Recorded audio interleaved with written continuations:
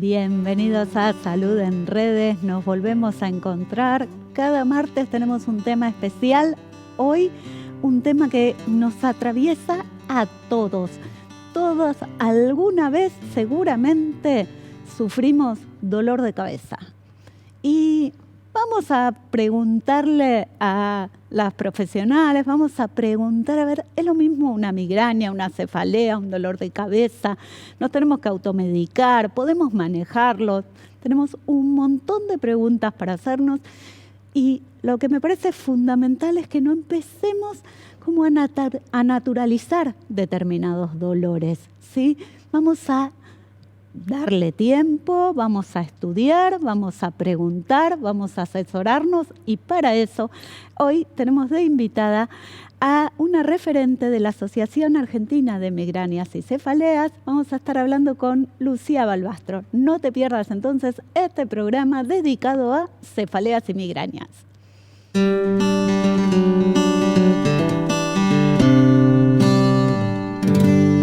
Estamos, como te había prometido, con la doctora Lucía Balbastro. Ella nos va a hablar sobre migrañas, cefaleas, dolor de cabeza. Lo primero que tenemos que saber ¿es todo lo mismo? ¿Son términos distintos? Son términos distintos, es diferente, tenés migrañas y tenés cefaleas, están las primarias y están las secundarias. Ajá. Así que según cuál sea el diagnóstico, es el tipo de tratamiento que se realiza. No es adecuado automedicarse.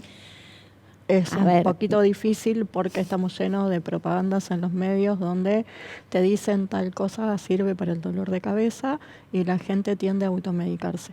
Por otro lado también, el tema que tenemos es que cuando nosotros estamos con los episodios fuertes, tenemos la sensación de que si tomamos algo extra o algo más, nos va a ayudar. Y no nos ayuda. Esa era una de las preguntas que tenía. Yo pensaba, dije, ay, vienen de la asociación de AMICA.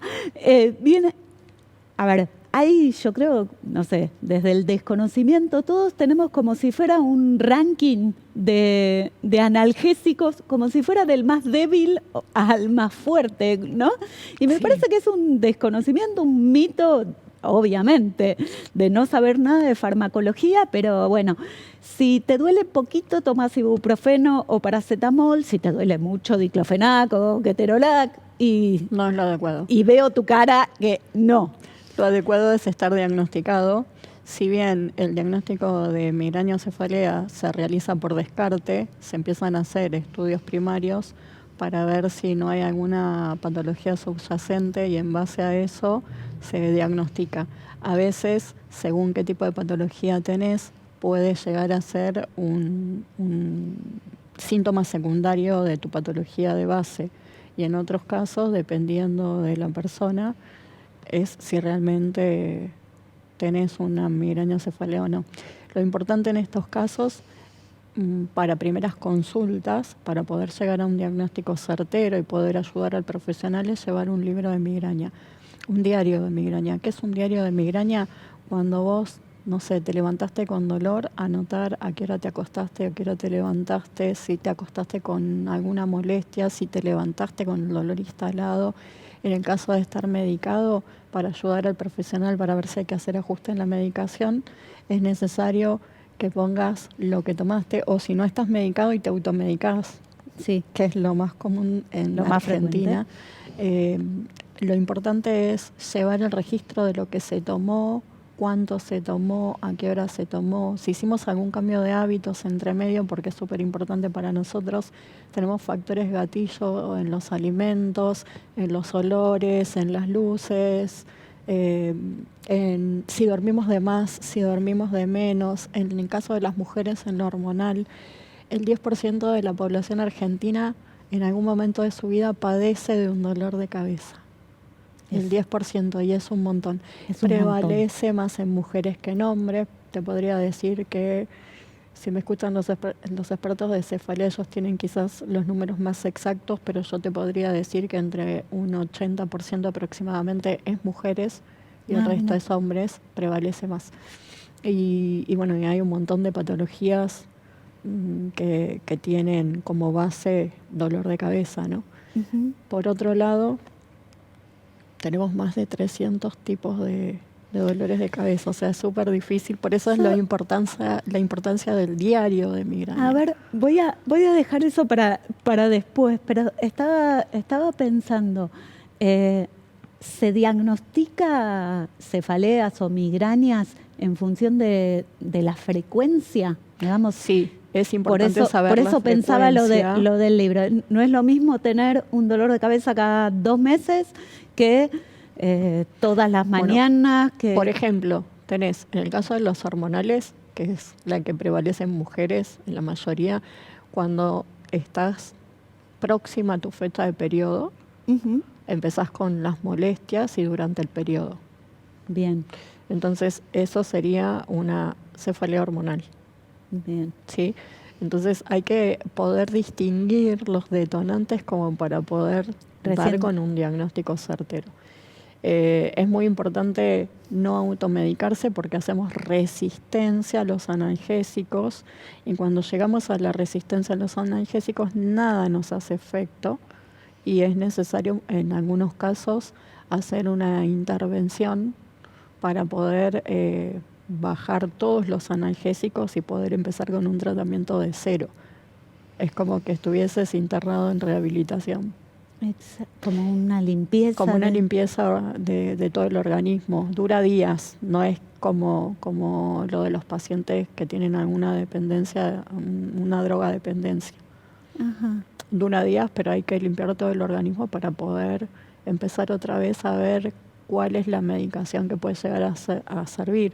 Por ahí hoy tomás una medicación X que te dio tu neurólogo, te dejó de hacer efecto, te prueban otra. Cuando llegas al momento de la limpieza del organismo, por ahí esa que no te sirvió, te sirve, y la otra que te había servido anterior no te sirve. Y, a ver, la medicación a la que haces referencia siempre es en las crisis, es en el momento hay gente agudo, que tiene, o hay una medicación de base crónica. Claro, hay gente que tiene de preventivo, se toma diario. Y además tenemos para cuando tenemos los episodios. Siempre y cuando el episodio no mute, ¿sí? Porque, por ejemplo, si vos tenés... normalmente siempre tenés de un solo lado el dolor de cabeza, ¿sí? O el derecho o el izquierdo, o atrás o adelante, pero normalmente siempre es de un solo lado. Cuando vos tenés alguna variación en tu dolor habitual, es necesario ir a la guardia para ser evaluado. Y ahí tenemos un problema. ¿Por qué? Porque el médico de guardia de primera línea está para la urgencia, entonces considera que el paciente que llega con una migraña no es una urgencia. Y en realidad es la observación que nosotros les hacemos a los pacientes, que si hay una mutación deben llegar a la guardia. Si tu analgésico habitual más tu analgésico de rescate no te sirve, tenés que acceder a la guardia para que te puedan dar algún protocolo que te haya dejado tu médico tratante, porque ya es necesario quizás dar algo endovenoso. Exacto. Te iba a hacer, recién decías si hay una variedad, ¿no? Como si cambia. Y habíamos dejado ahí colgados que hay como 300 tipos distintos de migrañas.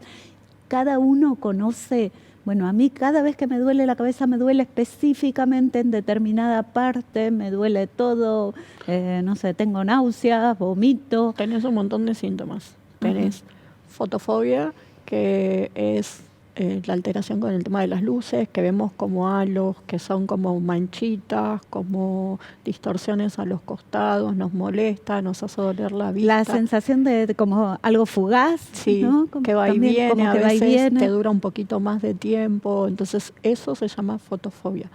Osmofobia es a los olores, que puede ser a un perfume, a un desodorante, al perfume de un jabón. Eso es osmofobia. Todo esto son disparadores. Disparadores en algunos casos, sí. Ajá.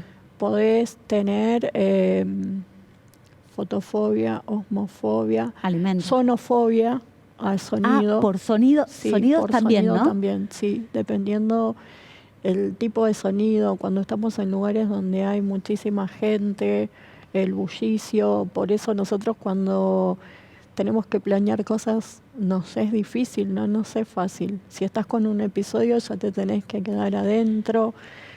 Hay gente que le sirve el hecho de estar en lo oscuro aislado. Otro detonante es en algunos, no en todos los pacientes, si dormís de más o si dormís de menos, porque eso el organismo es muy personal. Ajá. Al ser únicos e irrepetibles, no tenemos dos organismos iguales, no hay. Totalmente. Y estaba pensando, a ver si te voy siguiendo. Todos estos factores que mencionamos pueden actuar de gatillo, disparar un episodio Sí, de algún una migraña, alimento a veces. pero también puede ser lo que tenemos que evitar durante el episodio, ¿no? Por ejemplo, esto que vos decías, una persona Sí. con migraña que se queda a oscuras o en silencio, que realmente perturban mucho los oídos, el ruido, los Sí. olores. Lo que tratamos de hacer, en la medida de lo que se puede, es un cambio de hábitos con el paciente. ¿Qué es lo que tratamos de hacer? Que mantengan una vida sana, que mantengan comidas cada cierta cantidad de tiempo, porque la falta de alimento por tiempos prolongados o la falta de hidratación por tiempos prolongados también te puede dar migraña. O sea, somos como la cajita que cuando hay algo que nos detona, que nos puede prender fuego, nos retrotraemos porque nuestro cerebro da el mensaje de alerta, alerta y nos tenemos que aislar. Bien, y es una patología, una capacidad crónica que tiene la persona en la cual se van dando episodios agudos, o es una sumatoria de distintos A episodios. veces son esporádicos. Ajá. No para todos los pacientes es crónico. Perfecto. No es para todos los pacientes.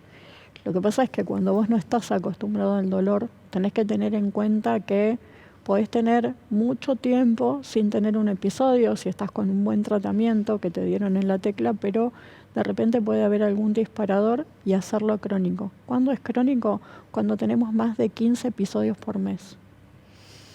Ay, 15 episodios por mes, me parece, pero es terrible porque realmente en el segundo bloque vamos a hablar de lo inhabilitante que es una migraña. Los invito entonces a esperar el segundo bloque, que seguimos hablando con la doctora Lucía Balbastro. Auspicia este programa Nedutec, consultora de neurociencias, educación y tecnología. www.nedutec.org. Capacitación profesional, investigación, atención en salud y asesoramiento a familias, instituciones y empresas. infonedutec@gmail.com. Muy bien, estamos aquí con Lucía hablando. Ella es miembro de la comisión directiva, es tesorera de la Asociación de Migrañas y Cefaleas de Argentina. Bueno, Lucía, veníamos del otro bloque diciendo la barbaridad de lo que es la vida con dolor constante. Sí. Y algo que tienen en la asociación es que hay profesionales y hay pacientes. Sí. Y hay personas que reúnen las dos cosas, como vos, que la verdad es que podés contarlo desde el conocimiento y desde el padecimiento. Me puedo poner empática con la gente, pero del lugar real, no solamente de la palabra, porque lo padezco, porque lo padecí de una forma muy aguda. Hoy por hoy tengo un tipo de migraña que nosotros decimos silenciosa, porque tengo todos los síntomas, pero no tengo el dolor de forma permanente como lo tenía hasta el 2021. Ajá. Yo tengo neuralgia de Arnold, que es uno de los tantos que hay. El mío es como secundario de un Arnold-Chiari 1 y una siringomielia, que son dos patologías neurológicas. ¿Sí? En mi caso, vienen derivados de ahí. Yo viví desde el 2008 a causa de un accidente, se me despiertan todos los síntomas. Ah, ¿por un accidente? Sí. No se Desde puede el creer. 2008 hasta el 2021, de forma permanente, donde a lo largo de los años fue mutando mi dolor, y hasta que en el 2021 finalmente me diagnostican neuralgia de Arnold. Hasta ahí tenía una migraña severa crónica.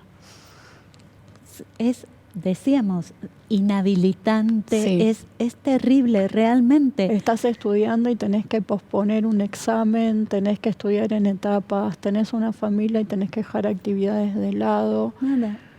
tenés que dejar de ir a trabajar. Yo hago, además de ser médica generalista, hago medicina laboral y hay un desconocimiento dentro de lo que es la parte laboral, porque el médico laboral te dice, podés trabajar igual, tomate un ibuprofeno y anda a tu lugar. Es terrible. Es el desconocimiento. Eso es tremendo. Por eso es tan importante como la función que tienen ustedes y el rol que tienen como asociación, porque realmente hay que formar a los profesionales Sí. y hacer prevención y difusión. Nosotros masiva. empezamos con la formación de la asociación allá por 2018. Ujú. Se inicia con un grupo de WhatsApp, que tenemos una anécdota con eso, porque originalmente la persona que formó el grupo de WhatsApp era una chica que quería vender productos de una marca. Producto, sí. Y que decía que con eso, con el de la banda puntualmente, en algunos casos les ayuda, no es para todos porque hay algunos que tienen homofobia, entonces les ayuda a tener una etapa de mejor relajación para un mejor sueño. Y claro, empezaron a entrar toda la gente que tenían episodios de migraña y cefalea y se desbordó y no sabía para dónde correr, y empezamos a entrar desde una aplicación que nosotros utilizamos como registro, la mayoría, no sé si la puedo decir o no, Sí. que bueno, es una aplicación que bajamos desde el store de los teléfonos que se llama Migraine Body, donde ahí tenemos como para poder hacer el diario de migraña. También hay otro de los factores que no te lo dije, que la app te lo marca. Por ejemplo, cuando hay cambios de la presión atmosférica, porque a veces cuando hay cambios climáticos también nos da migraña. Entonces, ahí tenemos como un lugar como para hacerlo muy, muy detallado. Y bueno, había una especie de chat en la aplicación donde los chicos publicaron que estaba ese grupo y ahí empezamos a entrar. ¡Qué bárbaro! Y a ver, desde ahí a la organización que son ahora Sí, y al rol que y tienen. nos frenó un poco el tema de pandemia.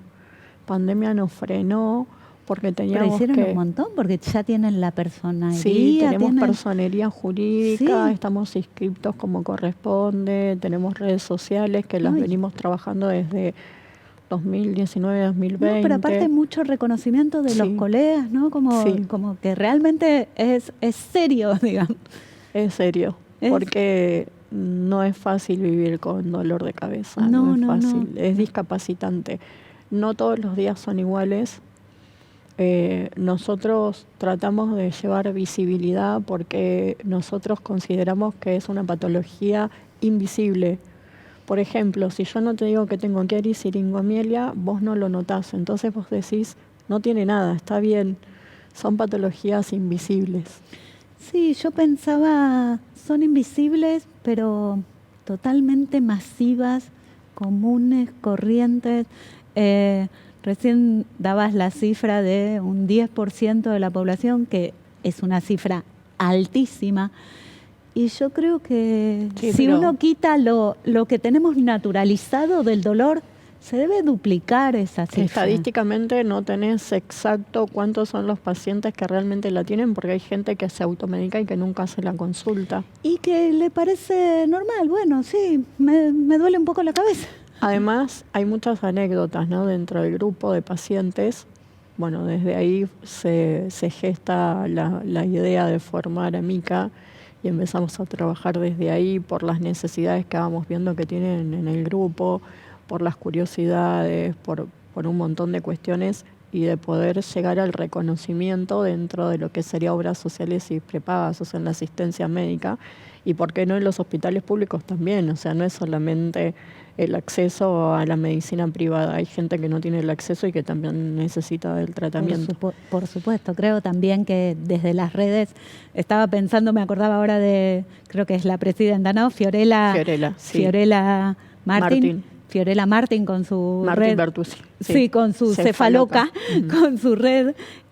Hace mucho, realmente no. Sí. Yo creo que no hay dimensión del bien común que genera esa poder. Sobre todo para fomentar el acceso a... Es muy importante poder fomentar. Hay algunos tipos, no es que todas no sean discapacitantes, son todas, pero hay algunas que son más puntuales, que requieren tratamientos que son como más caros, porque dentro de todo lo que tenés AINES, tenés triptanes, tenés monoclonales, tenés rimagipantes, que son los últimos que entraron, y monoclonales, y lo último es como muy caro. Ahora los triptanes también se están poniendo un poquito salados al bolsillo, entonces los chicos tienen que empezar a ver por qué los pueden cambiar. Tienen que ir a sus médicos porque las prepagas no se los quieren cubrir, el que tiene acceso al hospital público no lo puede comprar, entonces tener el reconocimiento como patología es uno de los objetivos, junto con el preparar, el enseñar, el reeducar, no solamente a la sociedad, sino que también a los profesionales de la salud. Totalmente. Siempre decimos en este programa que tenemos que tener como una doble mirada. Por un lado, la persona, poder hacer prevención y mirar desde lo individual, o desde una familia, o desde determinada comunidad, pero también desde la salud pública, desde el aspecto global. A ver, todas las personas tienen que tener acceso a la salud, tienen que tener información y tienen que tener, como decís, hay un fármaco que me puede aliviar un dolor. Bueno, hay que unir a esta persona con este fármaco. Yo, por ejemplo, llegué a un tratamiento quirúrgico porque todo lo que era analgesia no me hacía efecto, ya no me servía. No me servían en realidad por el tipo de dolor que tenía, más de 2 o 3 meses, y tampoco me lo sacaba, solamente me lo establecía para que no se acreciente. Y vos imaginate lo que es vivir con una intensidad 7-8 de forma permanente, hacer guardias, hacer consultorio, ir y venir, 36 horas de guardia o 48, y tener que trabajar con ese dolor constante que hay momentos que te ensordece. Y en mi caso, el inicio de la solución fue el proceso quirúrgico, pero no es para todo el mundo. Tenés que tener cierta característica como paciente y tenés que tener cierto tipo de cefalea como para poder acceder. No es para todos, porque la gente piensa que, sí, cirugía, bueno, con eso me voy a curar. Lamento informarte que no te curás. No. Tenemos que aprender a vivir con eso. Por eso nosotros decimos que tenemos 3 patas. Tenemos el tema de la alimentación, el tema de hacer terapia, o sea, ir al profesional de la salud mental, porque tenemos que aprender a convivir y entender que no es culpa nuestra. Muchas veces nosotros nos sentimos culpables de tener que postergar una salida, una comida, un examen, una ida al trabajo, y que no nos entiendan. No, hay que aguantar el dolor, hay que minimizarlo, negarlo y seguir adelante. A veces hay que ser fuerte. Esa coraza y se nos nota en la cara cuando estamos con migraña. No es que no se nos nota, es una característica horrible. Y los lugares de trabajo tampoco están preparados como para que nosotros podamos estar en el lugar cuando estamos con el episodio. Necesitas luz más baja, necesitas un lugar con un poco de menos ruido. En algunos lugares les permiten, según qué tipo de trabajo haces, poder hacer esos días el trabajo desde tu casa, pero no todo el mundo tiene la misma suerte. Yo como médica laboral he visto profesionales, médicos de planta, con uno de los chicos que fui a ver del trabajo. Yo voy a domicilio, entonces hago un socioambiental, a diferencia del médico laboral tradicional que te ve en un consultorio, ¿sí? Entonces yo llego al domicilio del paciente, el paciente está con un episodio agudo, me sale la esposa, me hace entrar, estaba en un lugar totalmente aislado. Obviamente yo sabía que se había estado haciendo estudios, le pregunté cómo le había ido con la resonancia, con la consulta con el traumatólogo, con todo lo que lo habían mandado a hacer, porque le decían que podía llegar a ser algo de traumatología, como alguna hernia, como alguna contractura, entonces le iban a mandar a hacer kinesiología. No era nada de eso, o sea, era migraña tensional, que cuando se estresa, en el lugar donde trabaja viven con estrés y bueno, o sea, como viven con estrés, con mucha presión, fue al médico, le dieron 72 horas. No siempre te alcanza con 72 horas porque a veces tenés un episodio que te dura una semana. Y bueno, o sea, cuando fue al médico de planta, que lo cita el médico de planta, le dijo, vos no tenés nada, tenés que volver a trabajar, porque si no te voy a hacer descontar los días. Y me mandan a mí para ver si él estaba haciendo su reposo. Yo, sabiendo que lo que es la patología, le hago un contrainforme. Tremendo. Ahí es cuando vos decís a lo que te referías como empáticamente, pero no solo desde la medicina, de haber estado en ese lugar. Sí, pero también de conocer lo que es la patología y la ley que le corresponde. Eso también es fundamental. A ver, vos hablabas recién de distintas patas, ¿sí? Tiene que haber una ley, una decisión, que la hay, ¿sí? Tenemos que conocerla para poder reclamar nuestros derechos. No está reconocida como patología, sí, pero a nivel laboral, un médico de planta, bajo ningún punto de vista, puede decirte, tenés que volver a trabajar si tu médico tratante te está diciendo que vos tenés que estar en reposo. Y si no conoce, le dijo, seguro que es porque vos estás gordito y comiste mucho. Ay, no. Y no es la forma, es un destrato. Perdón. No es problema. Es un destrato y que encima de todo al paciente lo frustra. Porque vos decís, me duele a mí. Por supuesto. No te está doliendo a vos, se ve que no sabés lo que es. Sí, a ver, pero también existe una normativa, no solo, a ver, el dolor, sí, estoy pensando en el estrés, estoy pensando en la salud mental, ¿sí? Por eso, no hace falta un correlato físico. Por eso y por hoy hay tanta gente con síndrome de Burnet. Exacto. ¿Entendés por qué? Porque terminás con la cabeza quemada por el estrés que te genera tener una patología, tener la presión social, Tremendo. tener todo y que no te lo reconozcan. Impresionante. Muchas gracias, Lucía. Muchas gracias a la asociación, a Mica. Búsquenlo en las redes. Hacen un trabajo impecable. Nosotros nos volvemos a encontrar el próximo martes a las 18 horas.